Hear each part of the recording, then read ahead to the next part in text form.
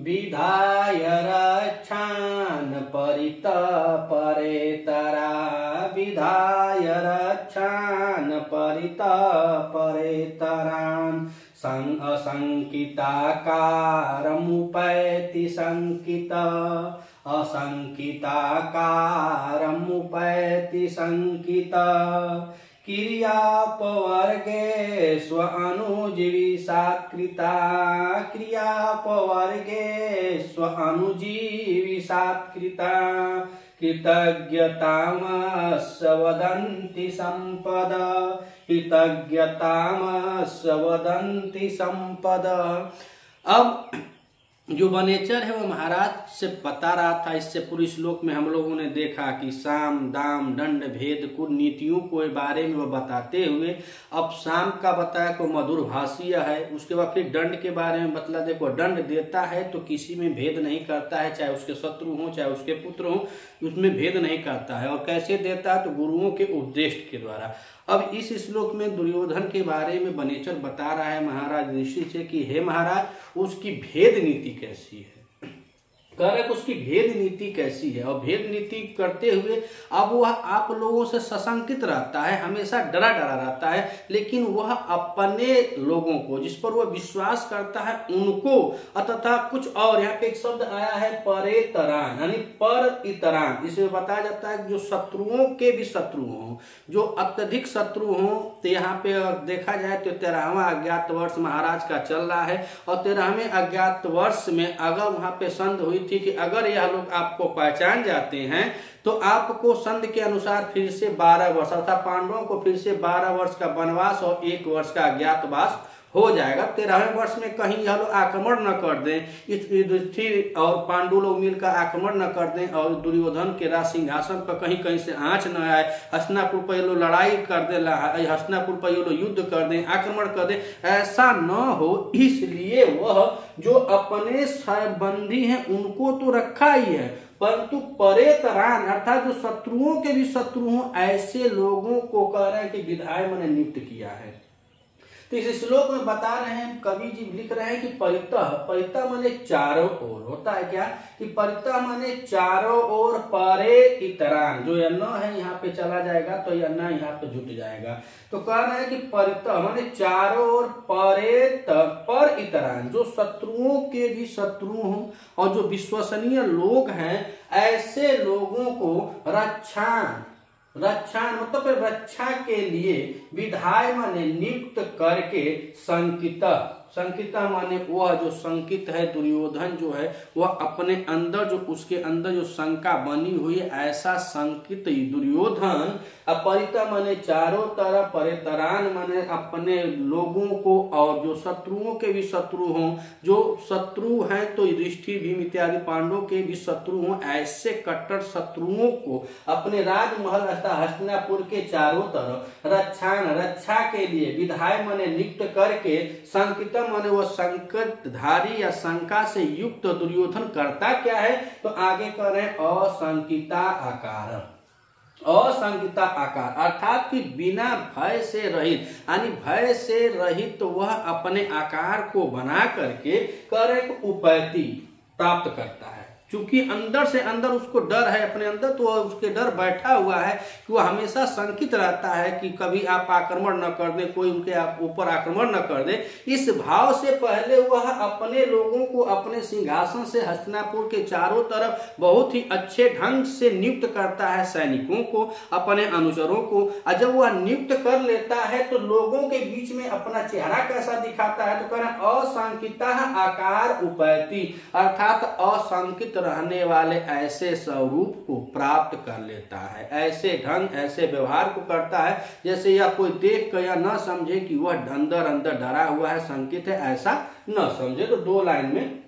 यह वनेचर महाराज से बता रहा है। और क्या कह रहा है, तो कह रहे कि क्रिया पवर्गे स्व अनुजीविनी, 7 क्रिया कह रहे कि क्रिया मतलब कार्य के, अपवर्गे अनुजीवी यानी जो सेवक हैं, जो उसके रक्षक हैं, जो महल के चारों तरफ उसकी रक्षा करते हैं, तो उन रक्षकों के द्वारा, उन सैनिकों के द्वारा जब क्रिया अपवर्गेषु सत्यांत है, कार्य के खत्म होने पर, जब उनका कार्य खत्म होता है, मान लीजिए रात को लगा दिया, रात भर उनका काम है पहरेदारी करना, और जब अच्छे ढंग से पहरेदारी कर लेते हैं तो सुबह जब होती है तो उसी को करें क्रिया अपवर्गे अनुजीवी, जो सेवक है, सेवकों के द्वारा अपने कार्य को संपूर्ण कर लेने पर सत्कृता उनका सत्कार करता है। यह नहीं कि बस ड्यूटी खत्म हो गई, बाजिया दिया घंटी चले जाओ, ऐसा नहीं, उनका सत्कार करता है। और सत्कार के साथ करता क्या है, तो कह रहे संपदा यानी कि वह धन भी उनको देता है, जो धन प्रचुर मात्रा में उनको धन देता है, सत्कार करता है, सत्कार देने के बाद धन देता है, इतना वो नीतिपूर्ण है। और ये चाहे तो कह दे अपन पैसा चल भाग यहाँ से, हो गया काम, लेकिन नहीं, जब वह उसके अनुजीवी, जो उसके सेवक है, उसके प्रियजन है, ऐसे लोगों से जब उनका कार्य करवा लेता है तो अपने चेहरे को, अपने आकार को पूरा टाइट हो गया, मतलब उसके अंदर डर भय खत्म हो, ऐसा आकार दिखाता है। और ये बहुत गोपनीय बात है, बहुत नजदीक जाकर वो बनेचर समझा होगा, देखा होगा, तब तो महाराज से कह रहा है कि अंदर अंदर वो सशंकित है, अंदर अंदर उसको भय है, अंदर अंदर उसको डर है, इसीलिए इतना काम करता है कि चारों तरफ जब सबको लगा लेता है, और लगाने के बाद तब ऐसा रूप दिखाता है जो असंकित हो, अर्थात वह शंका से रहित होना, कि अब उसके अंदर कोई शंका नहीं है। उसके बाद कह रहे क्रिया अपवर्गेषु अनुजीवी, अर्थात जो उसके सेवक हैं, सेवकों के द्वारा जब कार्य को समाप्त कर लेने पर सत्कृता अर्थात उनका वो सत्कार करता है, और सत्कार करके करता क्या है, संपदा धन भी देता है। और जब धन देता है तो यही उसका गौड़ क्या कर रहा है, कृतज्ञता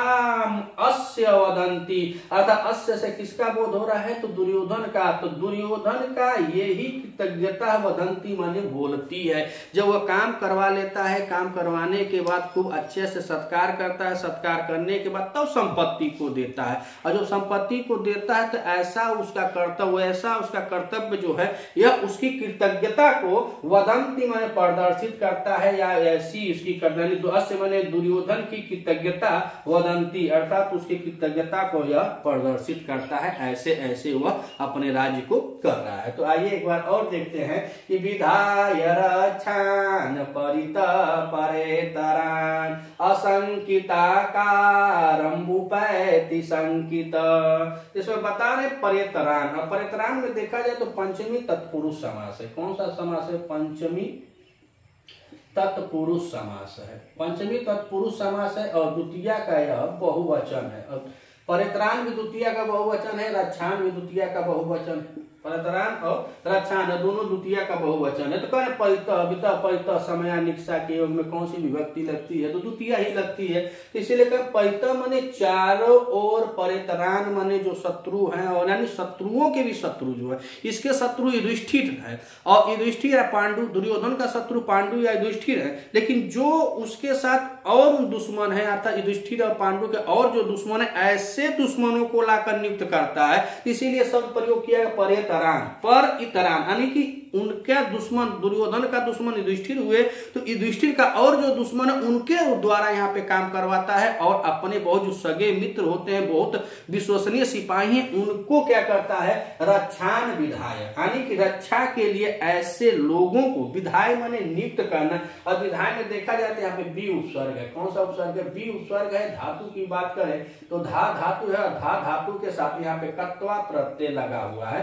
तो शब्द बना है विधाय, यानी कि नियुक्त किया, और नियुक्त करके कौन, सशंकित, वह सशंकित है, भयभीत होने वाला जो दुर्योधन है, जो हमेशा भयभीत रहता है हमेशा, तो यह काम करता है कि चारों तरफ जब अपने रक्षा के लिए लगा लेता है, तब क्या करता है, तो कह रहे हैं कि असंकिता आकारम उपैति, अर्थात तो असंकिता काम, अर्थात यहाँ पे नन तत्पुरुष समास हो जाएगा। कौन सा समास है, नन तत्पुरुष समास हो जाता है। तो कह रहे हैं कि संकिताकार, अर्थात तो अपने आकार को, अपने स्वरूप को ऐसे दिखाता है कि जैसे पता चले कि थोड़ा भी भयभीत नहीं है, तो उसी ऊपर असंकिताकार उपैति, अर्थात तो वह अपने स्वरूप को ऐसा रखता है कि वह थोड़ा सा भी दिखने में भयभीत न लगे। यहाँ और दूसरी अब तीसरी और चौथी लाइन में करता क्या है, तो कवि जी बता रहे हैं कि क्रिया अपवर्गे अनुजीवी सात क्रिया, यानी कह रहा है यहाँ पे कि क्रिया अपवर्गे, क्रिया माने कार्य को अपवर्ग यानी कि समाप्त होने पर, तो क्रिया अपवर्गे अगर उसके कार्य जो है समाप्त हो जाते हैं, किसके कार्य, तो कह रहे अनुजीवी, जो उसके सेवक हैं, जो उसके अनुचर हैं, जो सेवक हैं, अगर उनका कार्य समाप्त हो जाता है तो कार्य समाप्त होने पर करता क्या है, तो यहाँ पे देखें अपवर्गे में, तो यहाँ पे अप उपसर्ग है और अप उपसर्ग के साथ यहाँ पे धातु की बात करें तो यहाँ ब्रिज धातु है। कौन सी धातु है, ब्रिज धातु है। ब्रिज धातु के साथ घई प्रत्यय किया गया है तो शब्द बना है अपवर्गे,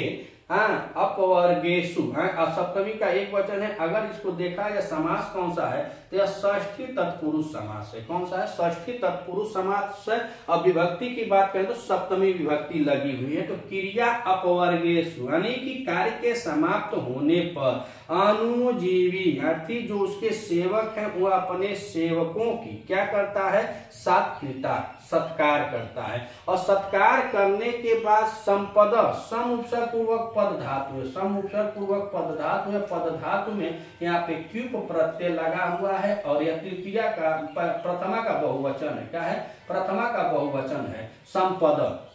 तो कहे कि अनुजीवी अर्थात सेवकों के द्वारा क्रिया अपवर्गेषु अर्थात कार्य के समाप्त होने पर सात क्रिया सत्कार करता है और संपद संपत्ति भी देता है, धन दौलत देता है, रुपया पैसा देता है। जो समय चल रहा होगा उसको, या रुपया पैसा हो, चाहे सोने की मोहरें हो, चांदी हो, जवाहर जो भी हो उठाता है, दे देता है बड़े सत्कार के साथ। क्या लो भैया रात भर हमारी सेवा किए, हेलो भैया, वो देखने नहीं जाता, गिनने नहीं जाता कि हम कितना दिए हैं कितना नहीं दिए हैं। और इसी कारण करें कि अस्य माने कि दुर्योधन का कृतज्ञता वदंती, अर्थात इसी कारण से उसका जो कृतज्ञता है वह प्रदर्शित होती है। अस्य कृतज्ञता वदंती यानी दुर्योधन की कृतज्ञता का वदंती माने प्रदर्शन करना होता है, यानी यही से उसकी कृतज्ञता जो होती है उसको प्रदर्शित करती है। तो यहाँ पे पूरे श्लोक में देखा जाएगा, छंद की बात करें तो आप सभी विदित होंगे कि यहाँ पे छंद जो है वह क्या है, वंशस्थ छंद है। लेकिन अलंकार की बात करें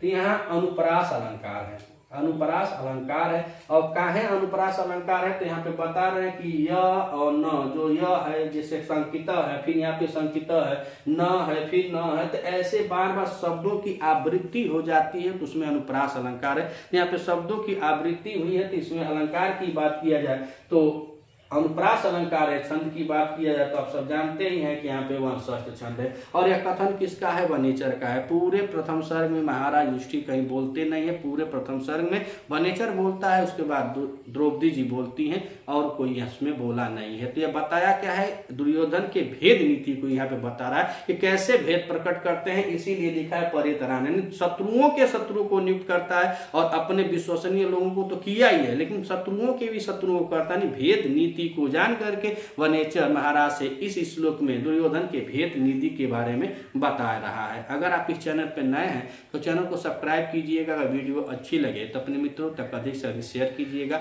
मिलते हैं अगली वीडियो में, तब तक के लिए नमः संस्कृत।